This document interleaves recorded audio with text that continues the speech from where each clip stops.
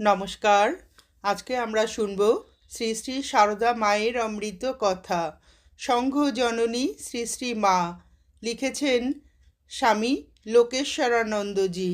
কিভাবে ধীরে ধীরে রামকৃষ্ণ সংঘ গড়ে উঠেছিল এবং শ্রী শ্রী মা সেই সংঘ জননী কিভাবে হয়ে উঠেছিলেন, সেই সব বিভিন্ন ঘটনার কথাই আমরা এখানে শুনব।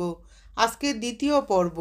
পাশ্চাত্য দেশে স্বামীজির সাফল্য কোনো ব্যক্তির সাফল্য নয়, সমগ্র ভারতবর্ষের সাফল্য, ভারতের ধর্ম ও কৃষ্টির সাফল্য। বহুদিন থেকে পাশ্চাত্যের দৃষ্টিতে ভারত অন্ধকারের দেশ। যেসব ভারতবাসী পাশ্চাত্য দেশে যেতেন তারাও এই ধারণার বরং সমর্থন করেছেন, প্রতিবাদ করেননি।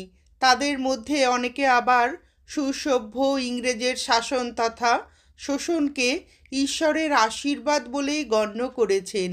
এই পটভূমিকায় অখ্যাতনামা তরুণ সন্ন্যাসী স্বামী বিবেকানন্দ যখন পাশ্চাত্যের বিদ্বজনের সম্মুখে ঘোষণা করলেন যে ভারতের ধর্ম ও কৃষ্টি বিষয়ে পাশ্চাত্য দেশ থেকে কিছুই নেবার নেই, বরং দেবার আছে অনেক, তখন সবাই চমকিত হলেন। পাশ্চাত্য দেশের পণ্ডিতেরা দেখলেন এ শূন্য আত্মম্ভরিতা নয়, এর পিছনে যথেষ্ট যুক্তি ও তত্ত্ব আছে।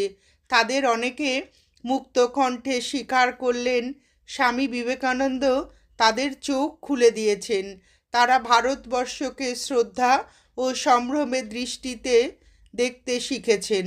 পাশ্চাত্যের এই স্বীকৃতি ভারতের জনমানসে এক অভূতপূর্ব প্রতিক্রিয়া এনে দিল।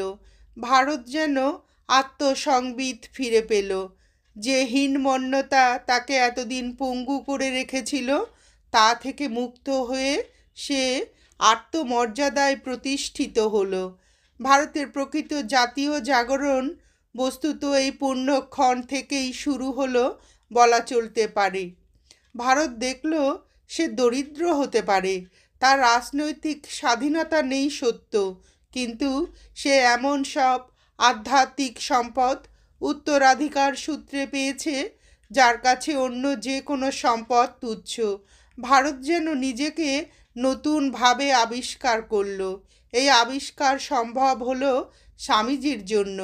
তাই 1897 খ্রিস্টাব্দে যখন স্বামীজি ভারতবর্ষে ফিরে এলেন তখন সমস্ত দেশ তার প্রতি শ্রদ্ধা ও কৃতজ্ঞতা জানাতে মেতে উঠল। কলকাতায় যখন মায়ের